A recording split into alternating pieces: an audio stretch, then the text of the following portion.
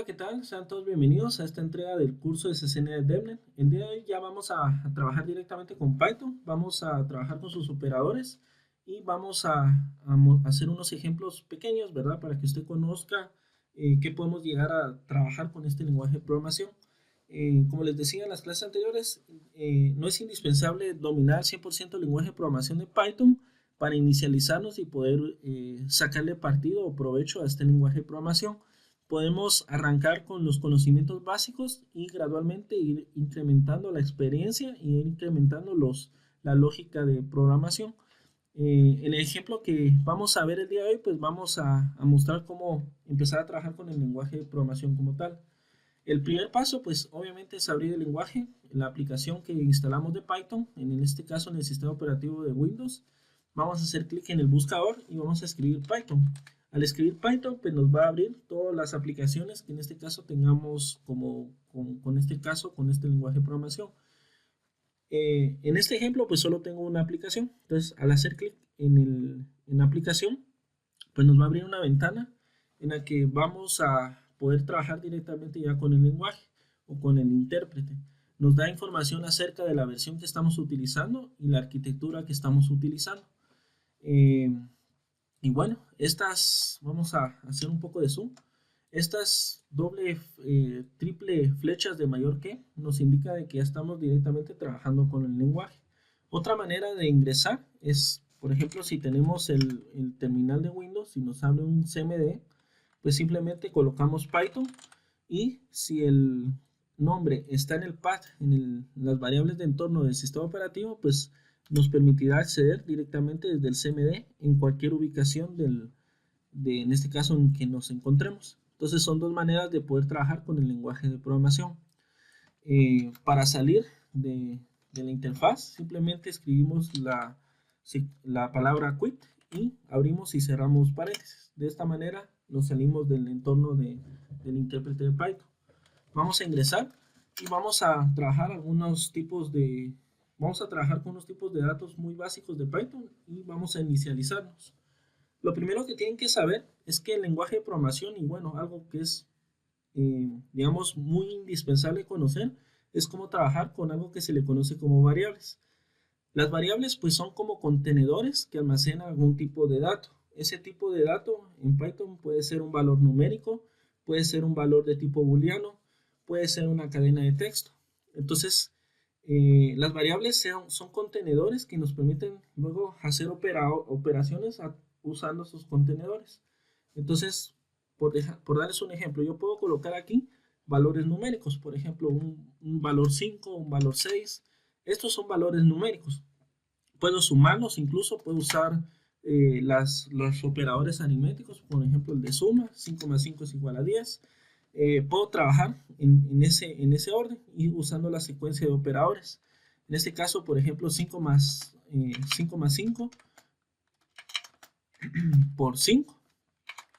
Entonces podemos ver que incluso sigue la lógica aritmética. Por ejemplo, 5 por 5, 25, más 5, 30. Entonces aquí tenemos el resultado. Eh, podemos trabajar operaciones básicas de manera directa con el intérprete. También podemos, en este caso, pues asignar valores, como les decía, a esas cajitas, a esos contenedores. Vamos a colocarle un nombre a esa caja que identifique al contenedor en sí o a la variable. El nombre pues puede ser cualquier tipo de valor. En este caso pues se recomienda no usar, respetar ciertas normas, en este caso bajo el estándar, pero lo común es que utilicemos, por ejemplo, valores que describan lo que va a contener, en este caso esa caja o esa variable. Si por ejemplo colocamos variable 1, por darles un ejemplo, podemos asignarle un tipo de valor. Si le asignamos el número 5, que significa que el contenedor variable 1 va a tener como valor, en este caso, el número 5. Luego, si yo escribo var 1, el intérprete sabe de que adentro de var 1 se encuentra el valor número 5. Esto es muy importante porque el intérprete reserva un espacio de memoria cuyo contenido pues va a ser todas las variables que estemos definiendo nosotros dentro del lenguaje de programación. Para ver el espacio de memoria, por ejemplo, podemos utilizar el método id. En este caso podemos colocar el nombre de la variable que queremos analizar entre paréntesis. Y si se dan cuenta, me aparece un valor numérico bastante grande. Este es el valor que me lo muestra en decimal, pero básicamente lo que es el espacio de memoria que se está asignando a la variable 1. Este espacio de memoria como tal, digamos, si yo creo otras variables, pues no se puede ocupar, ¿verdad? Porque en este caso sobreescribiría el valor de la variable 1. Entonces es un espacio que se ejecuta en el momento de que se está trabajando con el intérprete de programación, en este caso Python, y bueno, es la manera en la que él tiene para encontrar en qué porción del disco se encuentra dicho valor. Vamos a crear otros dos valores más, variable 2, vamos a asignar otro valor, por ejemplo, vamos a asignar el valor 3 y ya tenemos variable 1 y variable 2. Podemos de igual manera sumar esas dos variables, por ejemplo, variable 1 más variable 2. Si se dan cuenta, yo puedo hacer operaciones aritméticas porque ambas variables son del mismo tipo de datos, que es en este caso numérico. Entonces, en la variable 1 tenemos 5 y en la variable 2 tenemos 3. Entonces, variable 1 más variable 2 da como resultado variable 8. Si colocamos, por ejemplo, ese valor dentro de una variable, pues simplemente la creamos. Por ejemplo, variable 3 va a ser igual a lo que hay en la variable 1 multiplicado por la variable 2, por ejemplo. Entonces, él va a hacer la operación aritmética y el resultado va a quedar almacenado de una vez en la variable 3 para que no se pierda, ¿verdad? En este caso, si coloco variable 3, tengo el valor de 15. Entonces, estamos bien. También puedo asignar cadenas de texto. Las cadenas de texto, pues básicamente podemos declarar variables que contengan información como por ejemplo nombres, algún dato, alguna cadena, algún resultado o algún output, por ejemplo. Cuando ya estemos trabajando con los comandos de tipo show en los routers, pues podemos almacenar el texto que nos devuelva en una variable y luego pues poder hacer algún tipo de trabajo sobre esa variable. Para trabajar con variables de tipo cadena, simplemente colocamos el nombre de la variable y entre comillas podemos colocar el valor que necesitemos. Entonces, esto es una cadena. Y luego cerramos las comillas. Las comillas le dicen al Python que lo que está aquí adentro es un tipo de valor de tipo cadena. Entonces, si coloco variable 4, pues nos aparece, en este caso el intérprete también nos lo muestra en comillas simples, ¿verdad? Podemos usar comillas dobles o comillas simples para diferenciar, en este caso referenciar que tenemos una cadena, el tipo de valor. Entonces aquí tenemos el texto que concierne a la variable 4. Entonces yo no puedo venir y por ejemplo decirle a la variable 5 que tenemos variable 2 más variable 4. Nosotros no podemos sumar un tipo de dato numérico con un tipo de dato de cadena. ¿Por qué? Porque son, en este caso, tipos de datos diferentes o distintos. Y el intérprete es estricto en ese sentido. Él no nos va a permitir hacer ningún tipo de operación cuando tenemos tipos de datos diferentes entre sí. Entonces, esto es algo muy importante de notar con el lenguaje de programación de Python. Lo que sí podemos hacer es, por ejemplo, agregar otra cadena. Esta es una segunda cadena. Y pues unificar la cadena 4 con la cadena 6, por ejemplo. Entonces, eso sí lo puedo hacer. Por ejemplo, puedo venir yo y decirle que el valor de la cadena 4 se lo sume al valor de la cadena 6. Entonces, si se dan cuenta, él une ambos textos. Él une ambos textos, pero en un solo string. Y lo puede hacer porque son del mismo tipo de valor, que en este caso, como nos indicó el error, es de tipo str o de tipo string. Si se dan cuenta, pues él no deja ningún tipo de espacio entre las cadenas. Eso es algo que yo debería de hacer. Simplemente colocando, por ejemplo, que a la variable 4 le sume un espacio en blanco, ¿sí? Y le sume el valor de la cadena 6. Entonces, si dejo un espacio en blanco, como en este caso, ya tengo esa separación porque estoy concatenando un espacio. En este caso, el string que está definiendo estas comillas es un espacio. Como bien puedo colocar, por decirles algo, variable 4, colocar acá, esto es no sé, un párrafo diferente, y luego dejar un espacio y sumarle lo que sería la variable 6, que es otra cadena.